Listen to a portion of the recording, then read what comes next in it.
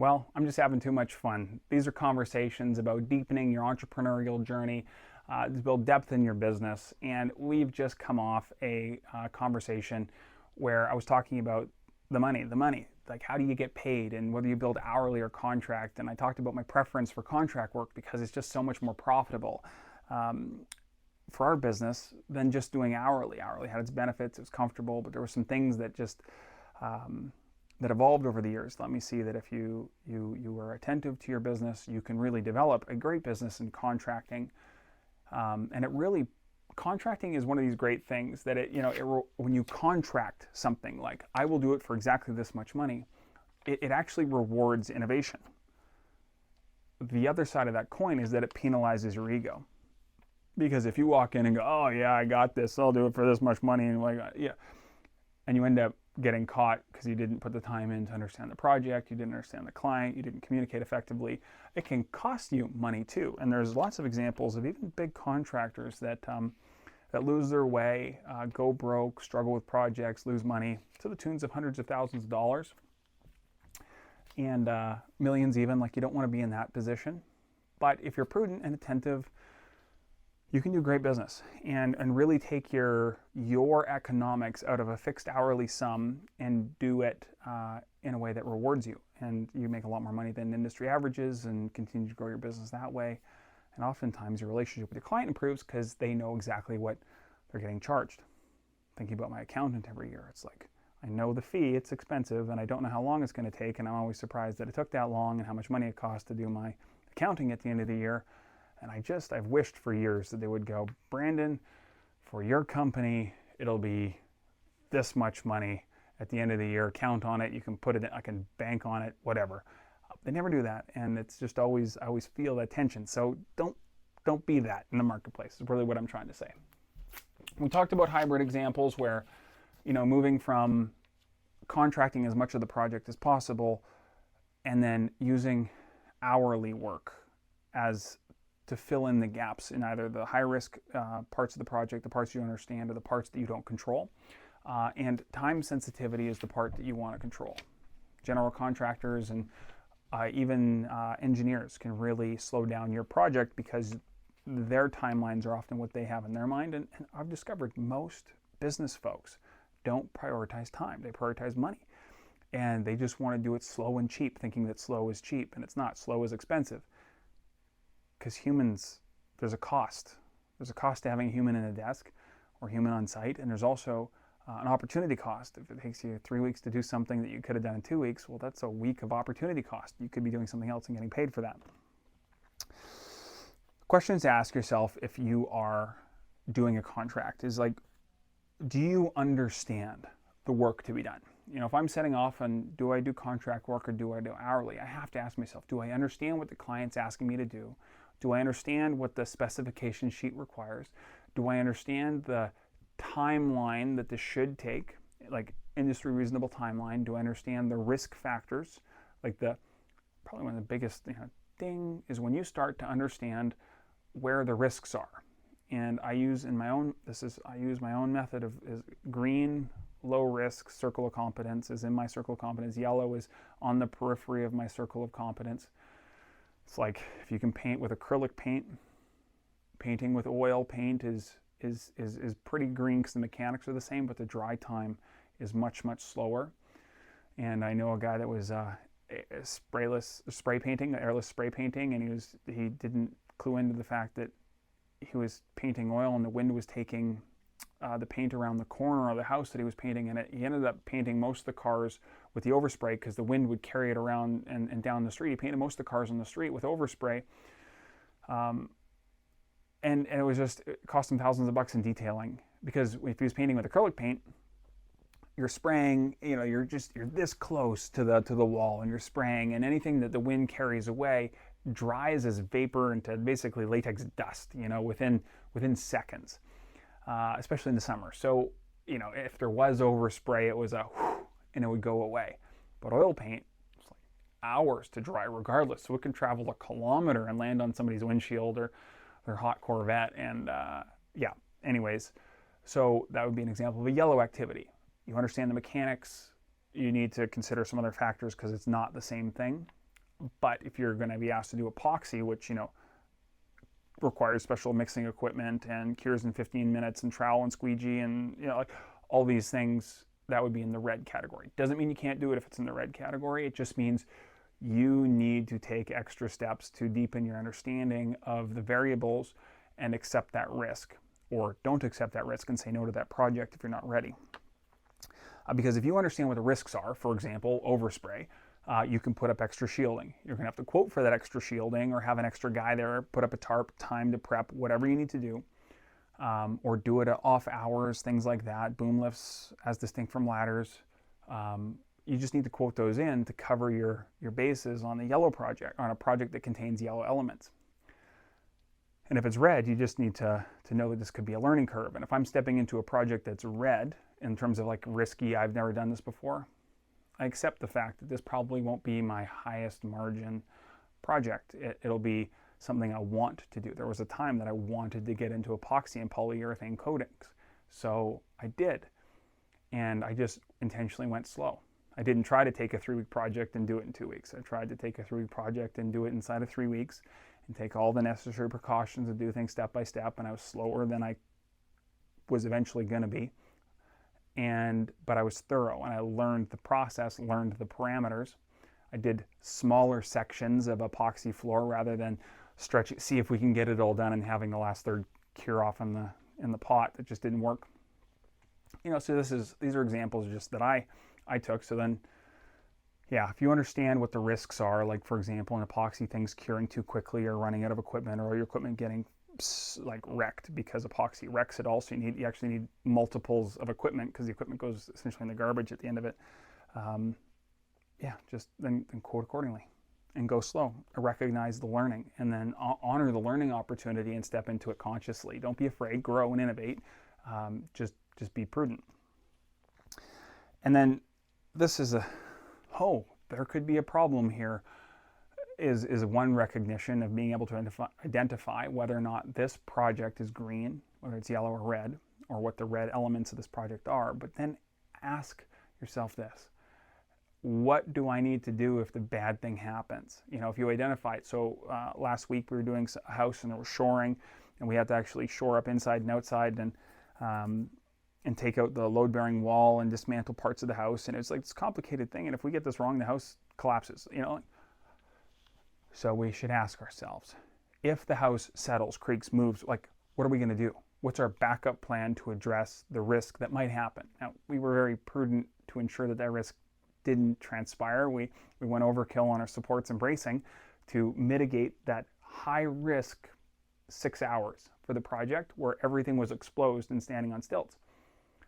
But we also had a plan in place if something didn't go according to our perfect plan, so that we could respond quickly. And again, that's a risk or damage mitigating strategy, and it's just how we approach the business, because that respects the client, that respects the property, that respects the safety of the people on board, and especially the teammates that we're working with, because nobody likes to feel scared, confused. What do we do? And I don't know what to do, and I don't have the resources to help, but I want to address. We don't want our people to be in situations where they feel helpless. And as business leaders, we get to support our team and having a contingency in place, wide open conversations on, hey guys, today's the high risk part. After lunch today, all hands on deck. This is what we're doing. Take your water breaks, go pee before, because when we start, we're starting and we're opening this up and we're not finished until it's all closed down. Any questions, concerns, walk through that. Walk through the whole plan with your team, open dialogue. Because also what I've realized in these high-risk environments is we're saying at the start of the day, I'm like, what am I not seeing, guys? And I'll get boys, and what am I not seeing, girls? I love the different insights that different people bring to the table. I don't have all the answers. Just because I've done this for 15 years doesn't mean I know it all, right? So, it's pretty neat when you get the collaboration, and also it strongly de-risks the business. If you're going to do a contract, I want you to ask yourself, do you have influence? So this is, do you understand the work to be done, the risks at play, and what to be done if the bad thing happens? Have a contingency plan there. But this question is, do you have influence over the timing, the subtrades, and the project readiness? And the project readiness is the one that general contractors, I think, really would do better to attend to. either for them to communicate in advance, hey, the guys in front of you are going slow, we expect to be 5 days delayed on your project before you start. I'd love to know that weeks before I show up. If they could forecast it, whether or not things are clean, clear, materials are ready. I'll often have materials ready and prepped, staged before, because the last thing I want is guys standing there in the morning and nothing to do and nothing to build with. Subtrades, do I have influence over my subtrades? And this is actually one of the reasons why we approach business internally, and why we have acted more as a general contractor ourselves, where I contract the plumbers and the electricians, as well as the framing, the finishing, the carpentry, because I want to control the timelines. It's not about cost. But if the owner has their own plumber, their own electrician, I don't trust their ability to coordinate in synchronicity with our business and workflow.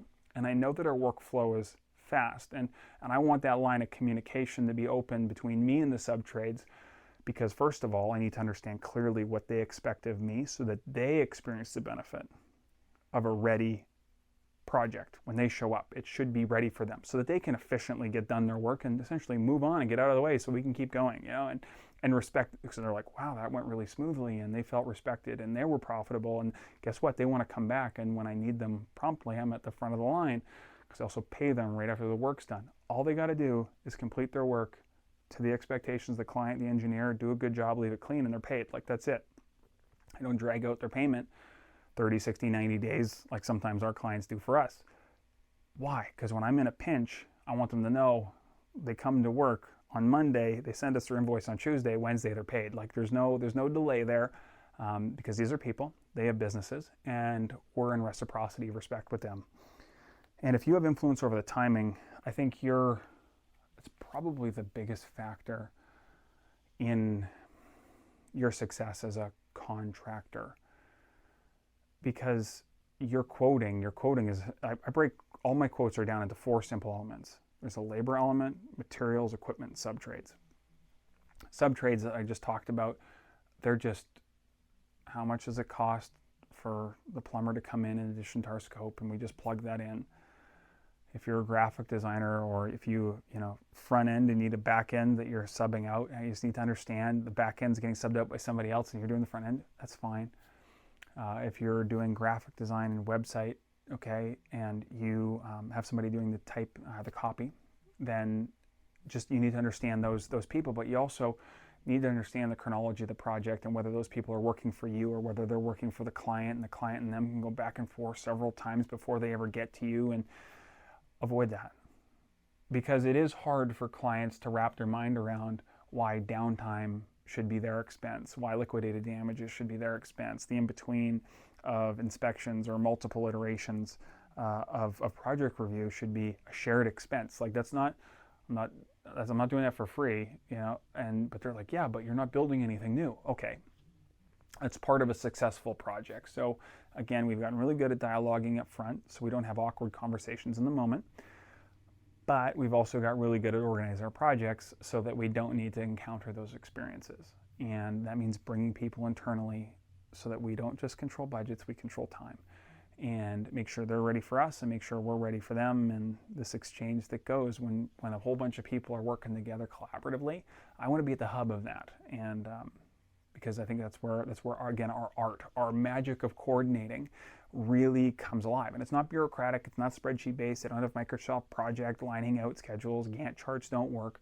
This is sense and respond, human-based, focused project management. There's a lot of dialogue up front, proactive conversations are profitable ones, and then working with dignity and respect for our team, our subtrades, our client, and getting everybody on the same page so we're all oriented. Again, talking to you actually about some deeper philosophies and how we orient with people, embodying the currency of timing, because the time is the money. Time, and I keep coming back to that, and I might sound like a broken record, but I feel like that's probably one of the biggest shifts if I'm going to work with somebody and they go, oh, they're like, if I quote a project, I never go back to my budget, ever. Like, I don't think in the last 10 years I've ever gone like, okay, We got our project. Okay, it took us 2 months. Okay, we got awarded the project. Okay, we're getting into the project. Okay, we're 3 weeks into a 6-week project. Let me pull up the spreadsheet and see how our budget's doing. Never once have I done that. My focus, I trust our quoting process, so I know we priced fine, but whatever we priced with, it doesn't matter. We're stuck on that. That's a contract. It's signed. Like, if I overpriced or underpriced, it's like I'm handcuffed to my commitment. All of my focus is, as a business leader, project manager, builder, is on trying to optimize productivity and time. So if my people need tools, even if they're expensive tools, and that'll save time, I facilitate that. I want to make their life easy. I don't want to wear them out at work. If they need better equipment so they can be more productive, get more units of productivity done in a day, I am all in. No questions. There's money to spend on that because we just make money at the end. Again, every day early that you finish on a contract is just all the overhead of that day, all the labor that you've quoted for that day just goes right back into the business as pure profit, which is a great thing. We're going to end on square foot pricing. So if you have a job, I know tile guys do this, drywall guys do this, roofing guys do this, square foot pricing. If you can figure out square foot pricing for your business, great. It does accelerate quoting. Somebody comes to you and says, hey, listen, I got 2,000 square feet of tile. You're like, oh, $4 a square foot, 2,000 square feet, $8,000, you know? Or, yeah, 2,000 square feet, $4, $8,000. Yeah, I think that's the math, okay?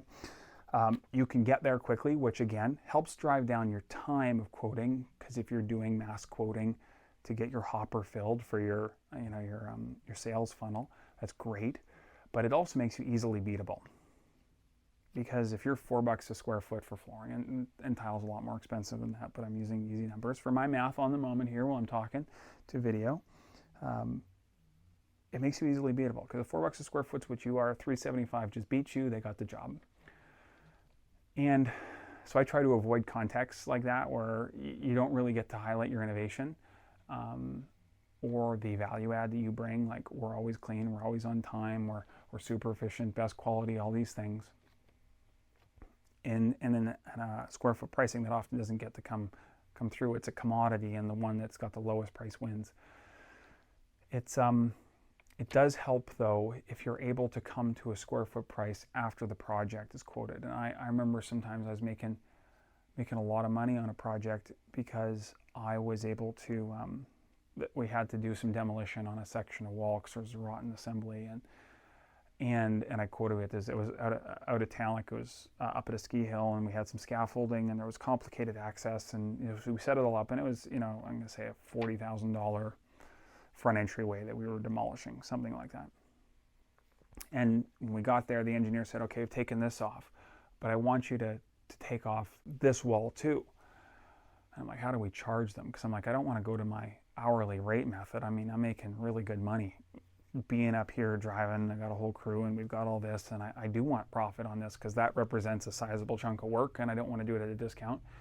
So I proposed in that case, I said, okay, well, let's just use the same square foot price that we've got for this, because I was making good money on this at $40,000, and I said, okay, I think it was like $30 a square foot or something like that. We're going back years now. And I said, okay, this, because this was the first time I did this. And I said, okay, well, you want us to take off this. We drew a little, lines around it, measured it square foot. Okay, what's $30 a square foot here? We'll do it for $30 a square foot here, because it already includes my gas, my time, my scaffolding, my disposal fees, my whatever. Now, the advantage was I was already up there with my crew, and I already had the scaffolding up there, and I didn't need to bring it up a second time and dismantle it a second time. Like, it was all there, so that worked to my advantage. And they said, yep, if it's the same, we'll do it. And so that's what I was making here. That's what I was doing here. And I made a ton of money. It was even more profitable because the team was already ready. We had basically cut our teeth on learning this part, and then we're getting paid the same amount of money, but we're more efficient on the second part. And the client was comfortable with it. We were comfortable with it, and it worked out really well. And that's where a transition to square footage in retrospect for the additional part really served us well. So keep that up your sleeve as a way to be creative. Because what you want to do is respect your client with clarity, honesty, upfront communication, and value-based pricing. You need to do that. This isn't about taking advantage of people. It's about adding value to the market in the exchange, because you're doing the work as a professional or whatever realm you're doing. I'm thinking about websites. If you have a standard price for a 2-page website and the client wants a 4-page website, well, it's essentially this much per page, and that's based on clearly defining. It's based on, you know, this many words per page and this many icons and this many linked buttons. And based on that, we can kind of go here, and I can almost tell you per linked button, it's $500. So if you want to add 3 more linked buttons, 500, 500, 500, it'll be $1,500 extra. You can go backwards on it, which is kind of like the gift of your experience. And you can, as long as you can communicate that in a way your client feels respected, and they're happy, you're happy. So, okay, this has been fun. We still got more to go, which means there's just more dialogue to have. I hope you're having fun. This is a lot of energy for me, because this is some of the details. I don't get to have these conversations that often with people that are curious about it. Again, this is because we're approaching some really interesting topics in a nuanced way. So thanks for being on this journey with me. I hope you have a great day. Thanks.